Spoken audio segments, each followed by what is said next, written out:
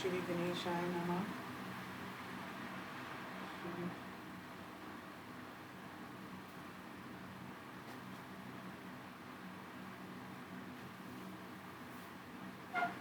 श्री शिव महापुराणे प्रथमायां विद्वेश्वर सरितायाम् अथ नवमो अध्याय।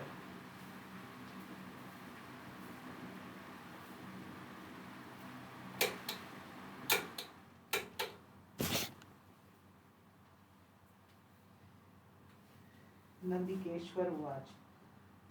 तत्रान्तरे च तो नाथं प्रणम्य विधिमाधवो भद्वाञ्जलिपुटो तूष्णीतस्ततु दक्ष्मवामगो तत्र संस्थापयेत्तेवं सुकुटुम्बं वरासने पूज्यमासतु पूज्यं पुण्ये पुरुष वस्तुभिः पौरुषं प्राकृतं वस्तु गेयं दीर्घापकालिकं हारनूपुरकेयूरकिरीटमणिकुण्डले यज्ञसूत्रोत्तरीयसकृक्षों माल्याङ्गलीयके पुष्पताम्बूल कर्पूरचन्दनागुरुलेपने धूपदीपस्थितच्छत्रव्यञ्जनध्वजामरे अन्यैर्दिव्योपहारैक्षवाड्मनोतीतवैभवे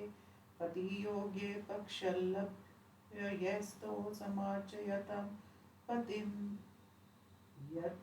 यच्छ्रेष्ठतमं वस्तु पतियोग्यं हि ध्वज तदसत्त्वखिलमीशोऽपि पारम्पर्यचिकीर्षया संभयाना प्रददो हृष्टभृत्तत्र यथाक्रमं कोलाहलो महानासीत् तत्र तदस्तु गृहातान् तत्रैव ब्रह्मा विष्णुभ्यां चार्चित् शङ्करः पुरा प्रसन्ना प्राहतो नम्रो सस्मितं भक्तिवर्धना ईश्वरवाच तुष्टोऽहं यद्वा वत्सो पूजयास्मिन् महादिने दिनमे तत्त्व पुण्यं भविष्यति महत्तरं शिवरात्रिरिति ख्याता तिथिरेषां प्रिया एतत्काले तु या कुर्यात् पूजामलिङ्गभैरयो कुर्यात्तज्जगतं कृत्यं स्थितिसर्गादिकं पुमान् शिवरात्रावहोरात्रं निराहारो जितेन्द्रिय अर्चयेदा यथा न्यायं यथा बल्म वञ्चक तत्फलं मम पूजायां वर्षमेकं निरन्तरं तत्फलं लभते सद्यः शिवरात्रौ मदर्चनात् मद्मर्मवदिकालोऽयं चन्द्रकाल इवामुदे प्रतिष्ठाद्युत्सवो यत्र मामको मङ्गलायन यत्पुनस्तम्भरूपेण स्वाविरासमहं पुरा स कालो मार्गशीर्षे तु स्यादाद्राक्षं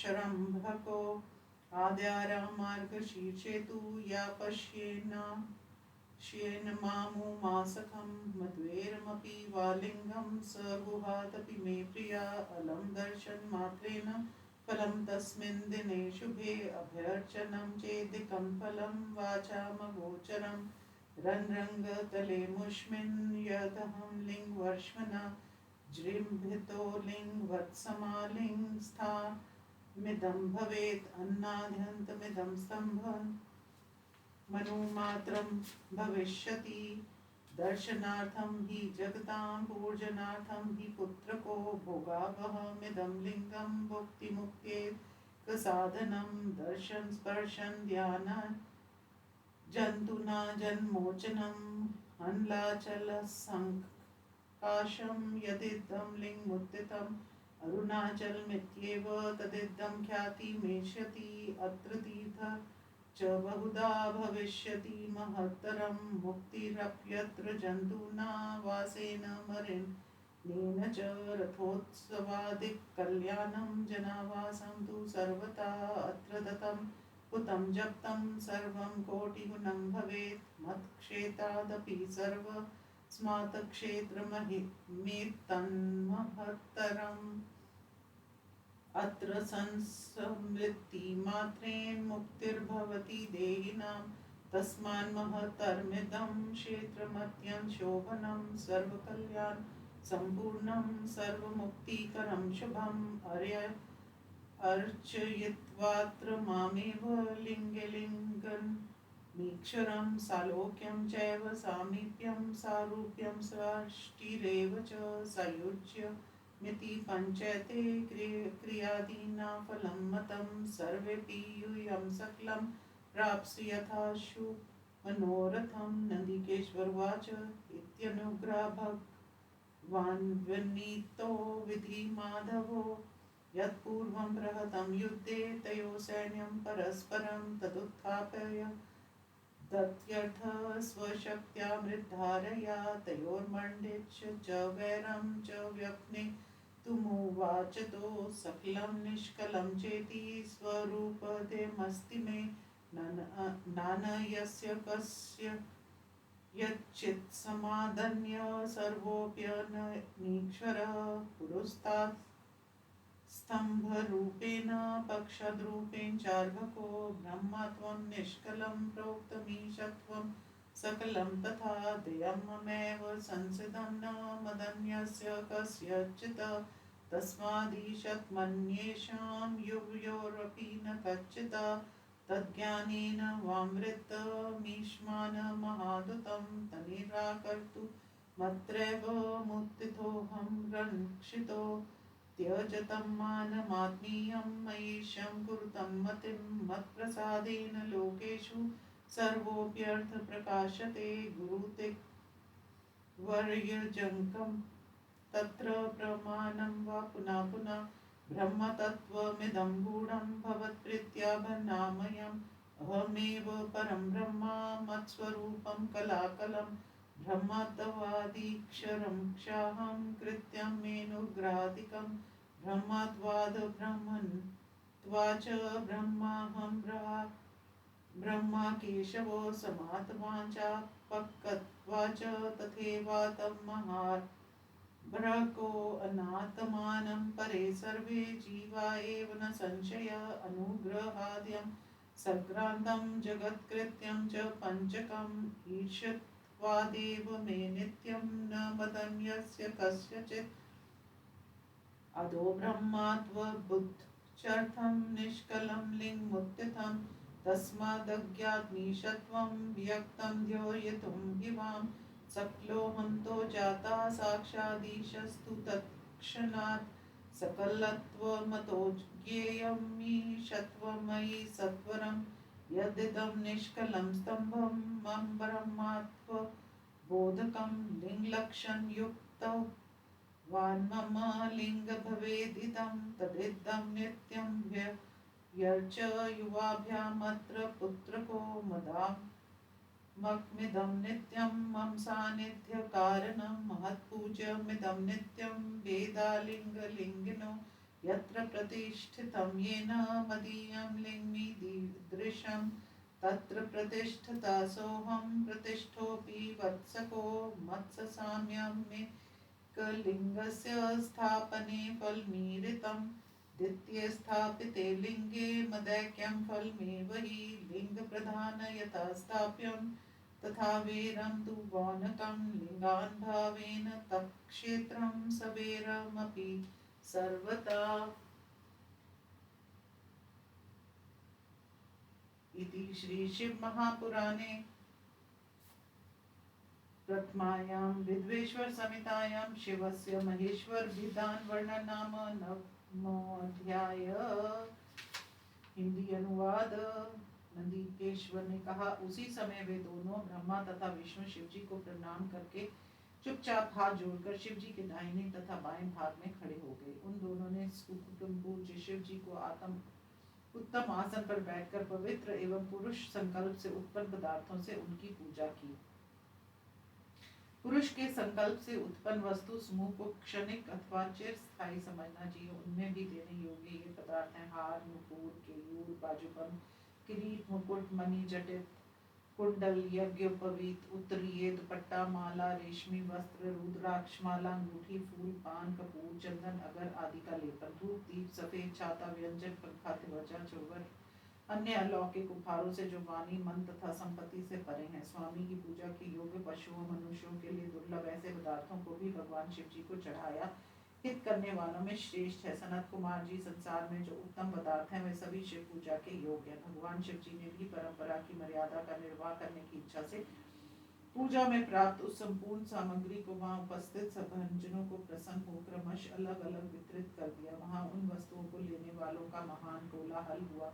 सबसे पहले उसी अवसर पर ब्रह्मा तथा विष्णु ने शिव जी की पूजा की भक्ति को बढ़ाने वाले शिव जी ने प्रसन्न होकर ब्रह्मा एवं विष्णु से कहा, तुम दोनों प्रसन्न रहो। शिव जी ने कहा, हे पुत्रों, इस महादिन में तुम लोगों द्वारा की गई इस पूजा से मैं आज प्रसन्न हूँ। तभी से ये दिन पुण्य को देने वाला सभी दिनों में श्रेष्ठ है। ये शिव जी की प्रिय तिथि शिवरात्रि के नाम से सुप्रसिद्ध है। इस दिन जो शिवलिंग अथवा शिव मूर्ति की पूजा करेगा वह पुरुष संसार की स्थिति, पालन तथा संहार करने में समर्थ हो जाता है। शिवरात्रि के दिन जो पुरुष जितेंद्रिय होकर 24 घंटा निराहार रहकर यथाविधि तथा यथाशक्ति वंचना रहित भगवान शिव की पूजा करेगा, वह वर्ष भर मेरी पूजा करने पर जिस फल को पाता है उस संपूर्ण फल को वह शिवरात्रि के दिन विधि पूर्वक मेरा पूजन करने से प्राप्त कर लेता है। जिस प्रकार पूर्ण चंद्रमा को देखकर समुद्र की वृद्धि होती है, वैसे ही इस दिन मेरे धर्म की वृद्धि होती है। इसी दिन मेरा मंगलदायक प्रतिष्ठा आदि उत्सव किया जाता है। हे बालकों, और जो मैं पहले स्तंभ रूप में प्रकट हुआ था उस समय मार्गशीर्ष अगहन मास था और उस दिन आद्रा नक्षत्र था। मार्गशीर्ष मास में आद्रा नक्षत्र के दिन जो मुझे उमापति का दर्शन करता है वह, और जो मेरी मूर्ति अथवा मेरे लिंग की पूजा करता है वह मुझे गुरु कार्तिकेय से भी अधिक प्रिय है। उस शुभ दिन में दर्शन करने मात्र से ही पर्याप्त फल मिल जाता है।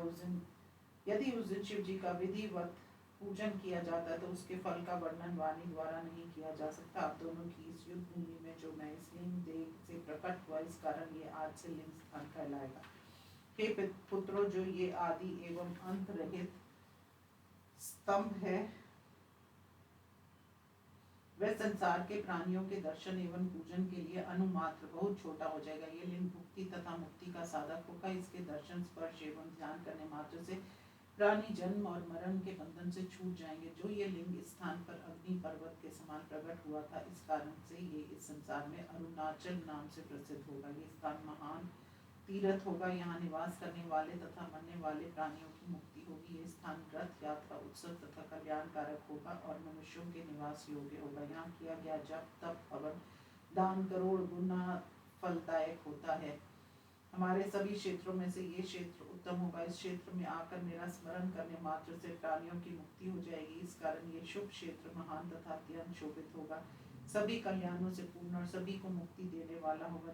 जो इस लिंग में मुझे लिंगेश्वर की पूजा करेंगे उसने सालोक्य, सामीप्य, सारूप्य, सारिष्टि और सायुज्य मुक्ति अपने अपने कार्य के फलस्वरूप प्राप्त हो जाएगी। आप लोग भी संपूर्ण मनोरथों को प्राप्त कर लेंगे। नंदीकेश्वर ने कहा, इस प्रकार भगवान शिव जी ने विनम्र भाव से स्थित ब्रह्मा और विष्णु पर अनुग्रह करके उनके युद्ध में जो पहले सैनिक आपस में लड़कर मर गए थे उन सबको अमृतधारा रूपी अपनी शक्ति से जलाकर उठा दिया और उन दोनों की अज्ञानता तथा वैर को दूर करने की इच्छा से दोनों से कहा, सकल गुण तथा निष्कल निर्गुण भेद से मेरे दो स्वरूप है, मेरे अतिरिक्त और कोई ईश्वर नहीं है। अंत उनके दो रूप नहीं हो सकते। मैंने पहला स्तंभ रूप और उसके बाद मूर्तिमान रूप धारण किया है।